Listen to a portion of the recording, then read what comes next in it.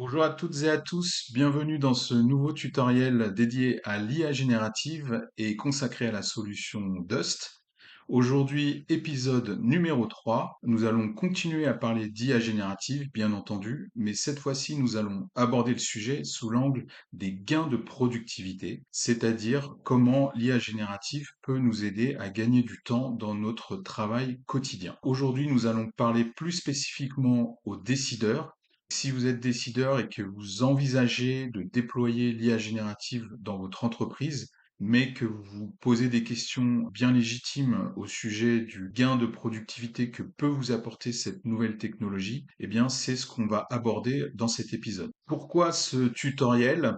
Parce qu'aujourd'hui, tout le monde parle d'IA et des bénéfices de l'IA pour les entreprises. Donc, si vous êtes un décideur, vous vous interrogez probablement sur le fait de déployer ou non l'IA dans votre société, mais vous entendez beaucoup de messages et d'arguments, et certains semblent un peu trop beaux pour être vrais, comme on dit, ces arguments un petit peu excessifs. On vous vend un petit peu du rêve autour de l'IA. Donc, vous sentez bien qu'il faudrait potentiellement vous lancer et commencer à adopter l'IA. Mais comme l'IA est un investissement, c'est un achat informatique parmi tant d'autres, vous avez besoin de comprendre quel est le ROI, donc le retour sur investissement d'une solution d'IA générative, telle que la solution Dust par exemple. Donc dans cet épisode, c'est exactement ce qu'on va voir, c'est-à-dire comment on peut essayer d'évaluer les gains réels de productivité que peut nous apporter cette nouvelle technologie d'IA générative. Comme je vous le disais, vous entendez sûrement en ce moment parler d'IA,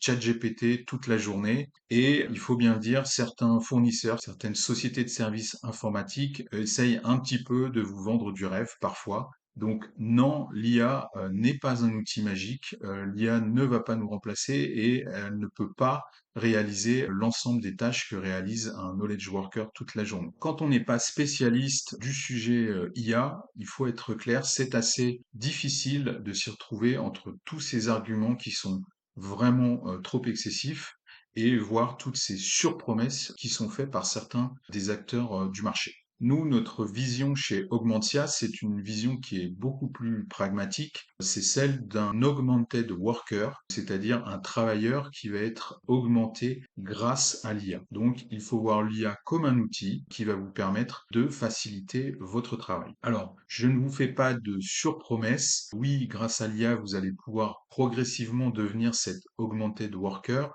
mais malheureusement, l'IA ne va pas vous permettre de travailler à la vitesse de Superman. Mais par contre, oui, et on va l'illustrer aujourd'hui, clairement, l'IA va permettre de faciliter et d'accélérer un grand nombre de tâches quotidiennes qui sont, il faut le dire, parfois un petit peu rébarbatives. Maintenant, la notion d'augmented worker, j'ai bien conscience que ça peut vous paraître abstrait. Alors la façon dont j'aime bien présenter l'IA, c'est de le présenter comme un simple assistant, par exemple un robot qui serait là pour vous aider à réaliser vos tâches quotidiennes, ou alors encore, ce qui est plus parlant selon moi, comme un super stagiaire à qui vous allez pouvoir déléguer tout un tas de tâches. Alors, quand je dis super stagiaire, ça veut dire quoi? Ça veut dire un stagiaire de niveau Bac+5, donc en dernière année, qui connaît l'intégralité des connaissances qui sont publiées sur Internet, donc quelqu'un qui a vraiment une très très grosse mémoire, quelqu'un qui parle anglais couramment et qui est disponible 24 heures sur 24, 7 jours sur 7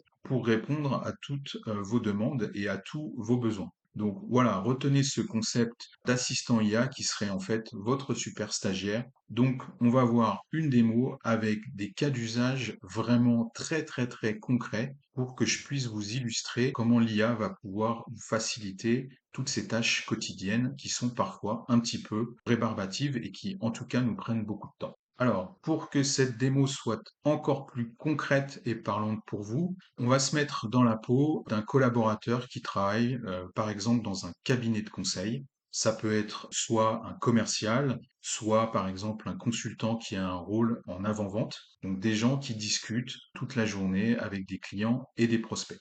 Admettons que je sois ce commercial et que je dialogue en ce moment avec un prospect qui souhaite savoir si notre entreprise a déjà des compétences particulières et a déjà travaillé dans un secteur particulier. Ça, c'est des questions que les prospects nous posent toute la journée. Typiquement, une question que pourrait nous poser un prospect qui lui-même travaille dans le secteur de la R&D, c'est est-ce que votre entreprise a déjà réalisé une mission ou un projet en IA générative dans notre secteur, à savoir le secteur de la recherche et développement de la R&D. Admettons donc que je sois toujours dans la peau de ce commercial ou de ce consultant avant-vente. Si je travaille dans un très gros cabinet de conseil, il est très probable que je n'ai pas connaissance de tous les projets qui ont déjà été menés pour les autres clients de la société. Heureusement, maintenant, nous avons notre assistant IA virtuel ou notre super stagiaire, comme je disais tout à l'heure, et on va lui poser la question directement. Avons-nous déjà réalisé une mission pour un client qui travaille dans le secteur de la R&D? J'exprime ma question, comme vous le voyez, tout simplement en langage naturel et je demande à notre assistant de rechercher la réponse. Il va aller regarder dans les bases de connaissances auxquelles il est connecté pour voir s'il trouve une mission qui correspondrait à la description que nous a donnée le prospect. Je demande à notre super assistant de résumer ce document de 50 pages en 3 points principaux.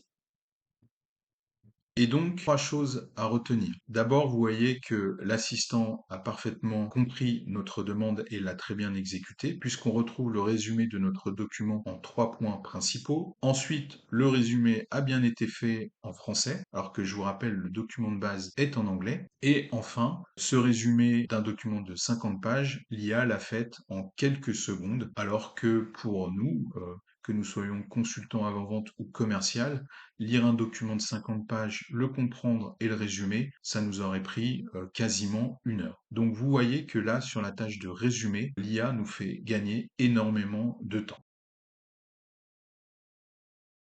Pour conclure sur cette démonstration, nous venons de réaliser un enchaînement de tâches typiques d'un knowledge worker, donc d'un col blanc, des tâches que nous réalisons, vous et moi, toute la journée et tous les jours. Par exemple, rechercher un document, ensuite résumer ce document, puis rédiger un email, traduire un email et reformuler cet email pour qu'il colle parfaitement au message corporate de notre entreprise. Je vous laisse regarder le temps économisé sur chaque étape, mais au final, vous voyez qu'on a gagné environ 80 minutes sur une tâche totale qui nous aurait pris 90 minutes, donc 1 heure et demie environ, si on n'avait pas eu l'assistance de l'IA pour réaliser toutes ces étapes. 80 minutes sur une journée d'une durée moyenne de 8 heures, ça représente dans ce cas-là une économie de temps de 17%. Alors, vous me direz, c'est un scénario spécifique, c'est vrai, mais toutes les études qui ont été menées dans le domaine et qui s'intéressent à la productivité individuelle apportée par les outils d'IA montrent un gain de temps et un gain de productivité qui se situe entre 10 et 20% sur des tâches telles qu'on vient de les voir, des tâches de recherche d'informations, de résumé d'informations, de rédaction d'informations. Donc, avec notre exemple 17% de temps gagné, on est tout à fait conforme à ce que nous disent par ailleurs les études sérieuses sur le sujet. Dans le cas de Dust, le plan pro est à 29 euros par utilisateur par mois. Si on rapporte ça à un super stagiaire, comme on a vu précédemment, qui connaît tout Internet, qui est bilingue en anglais et qui est disponible 24/7, je pense que le ROI, une licence IA, est très vite remboursé. En résumé, ce que l'on a vu aujourd'hui, c'est que donc l'IA, non, ce n'est pas un outil magique qui va pouvoir réaliser l'ensemble de toutes nos tâches, mais par contre, je pense qu'aujourd'hui, on a vraiment démontré par des exemples concrets que l'IA peut vraiment apporter des gains de productivité à vos collaborateurs.